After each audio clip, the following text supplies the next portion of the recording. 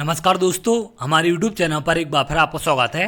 आज मैं आपके लिए मध्य प्रदेश शिक्षक भर्ती संबंधी एक और बड़ी अपडेट लेकर आया हूं। जैसा कि आप जानते हैं, पात्रता परीक्षा 2023 में जनरल वालों के लिए 60% और अन्य कैटेगरी वालों के लिए 50% पासिंग मार्क्स रखे गए हैं। तो इन पासिंग मार्क्स को 40% और 50% करने को लेकर लगातार अभ्यर्थी मांग कर रहे हैं। तो यहाँ पर जो आपके 50% और 40% मार्क्स रखे गए हैं, इसको लेकर शिक्षक भर्ती परीक्षा में पात्रता से बाहर हुए हजारों आवेदक। तो पात्रता परीक्षा में क्वालिफाइंग मार्क्स 50% और 60% होने से हजारों अभ्यर्थी बाहर हो चुके हैं। लेकिन यहाँ पर इनके द्वारा लगातार मांग की जा रही है कि इन अंकों को घटाकर 40% और 50% किया जाना चाहिए। तो यहाँ पर कर्मचारी चयन मंडल की तरफ से एक बड़ी अपडेट निकलकर सामने आ रही है।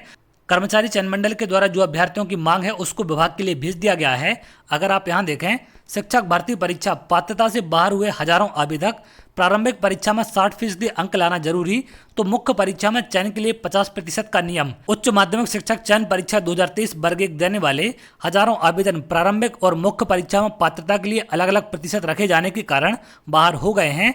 ऐसे में यह आवेदक कर्मचारी चयन मंडल सहित स्कूल शिक्षा विभाग के अफसरों से नियमों में संशोधन की मांग कर रहे हैं। शिक्षक परीक्षा मार्च 2023 में आयोजित की गई थी। प्रारंभिक परीक्षा के विज्ञापन में उल्लेख था कि पात्रता के लिए सामान्य वर्ग के आवेदक को मुख्य परीक्षा में शामिल होने के लिए 60% अंक लाना जरूरी है। तो वहीं आरक्षित वर्ग के आवेदकों को 50% अंक पात्रता के लिए जरूरी रखे गए थे। ऐसे में सामान्य वर्ग के वह आवेदक जो 60% अंक नहीं ला पाए वह अपात्र हो गए हैं। लेकिन प्रारंभिक परीक्षा में पात्र आवेदक जब मुख्य परीक्षा में शामिल हुए तो प्रतिशत कम कर दिए गए।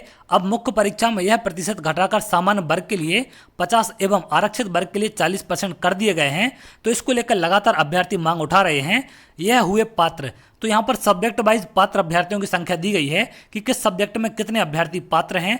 और यहाँ पर बहुत सारे प्रश्न पेपर में ऐसे हैं जो निरस्त किए गए हैं, जिसके चलते भी अभ्यर्थी यहाँ पर बाहर हो गए हैं। आगे आप देखें, प्रारंभिक परीक्षा में कुल 150 प्रश्न रखे गए थे। विषयवार आयोजित परीक्षा में काफी प्रश्न निरस्त किए गए हैं। इसका सीधा नुकसान उन आवेदकों को हुआ है जिन्हें उत्तर पता थे। अगर विषयों पर नजर डाली जाए तो अर्थशास्त्र में 150 में से 28 प्रश्न निरस्त कर दिए गए हैं। वहीं गणित में 37, भौतिक में 14, उर्दू में 17, रसायन शास्त्र में 10 और ये तमाम विषय यहाँ पर दिए गए हैं। इतनी बड़ी संख्या में यहाँ पर प्रश्न निरस्त किए गए हैं, जिसके चलते भी बहुत सारे अभ्यर्थी बाहर हो गए हैं। अगर आप आगे देखें, 8000 पदों के लिए परीक्षा, शिक्षक परीक्षा 8000 पदों के लिए आयोजित की गई है। प्रारंभिक परीक्षा में 1,55,000 आवेदक शामिल हुए थे। वहीं प्रारंभिक परीक्षा का रिजल्ट आया तो 29,218 आवेदक मुख्य परीक्षा के लिए क्वालिफाई हो पाए। प्रारंभिक परीक्षा कर्मचारी चयन मंडल ने ली है और अब मुख्य परीक्षा 2 अगस्त 2023 को मंडल ही आयोजित कर रहा है। तो कर्मचारी चयन मंडल के द्वारा मुख्य परीक्षा कराई जाएगी। तो ये ज्ञापन तमाम अभ्यर्थियों के द्वारा सौंपे गए हैं। आयुक्त लोक शिक्षण को ईएसबी द्वारा भेजा गया आवेदकों का पत्र। तो यहाँ पर अभ्यर्थियों के द्वारा जो भी ज्ञापन कर्मचारी चयन मंडल को सौंपे गए हैं, कर्मचारी चयन मंडल ने उन सभी ज्ञापनों को आयुक्त लोक शिक्षण संचालनालय को भेज दिया है।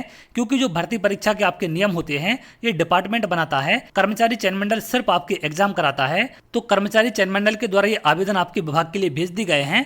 अब देखते हैं क्या अपडेट वहां पर निकलकर सामने आती है। हजारों उम्मीदवार बाहर हो गए। तो इस नियम के चलते हजारों उम्मीदवार ऐसे हैं जो 60% और 50% अंक नहीं ला पाए, जिसके चलते ये अभ्यर्थी बाहर हो गए हैं। इसका एक कारण यहाँ पर प्रश्नों के गलत होने का भी बताया गया है कि बड़ी संख्या में प्रश्न गलत पाए गए हैं। तो चलिए आगे देखते हैं विभाग की तरफ से क्या अपडेट निकलकर सामने आती है। क्योंकि कर्मचारी चयन मंडल के द्वारा आवेदन भेज दिए गए हैं, तो विभाग को जो सही लगेगा उसके हिसाब से फैसला लेगा और उसको लेकर कोई ना कोई अपडेट निकलकर जरूर सामने आएगी। तो जैसे कोई अपडेट निकलकर सामने आएगी मैं आपको जरूर शेयर करूंगा। अगर आप ऐसी जानकारी चाहते हैं तो हमारे चैनल के साथ जुड़ सकते हैं, जिससे और भी इंपॉर्टेंट अपडेट आपको मिल सके। बहुत जल्द अगली वीडियो मिलेंगे, तब तक के लिए बहुत बहुत धन्यवाद।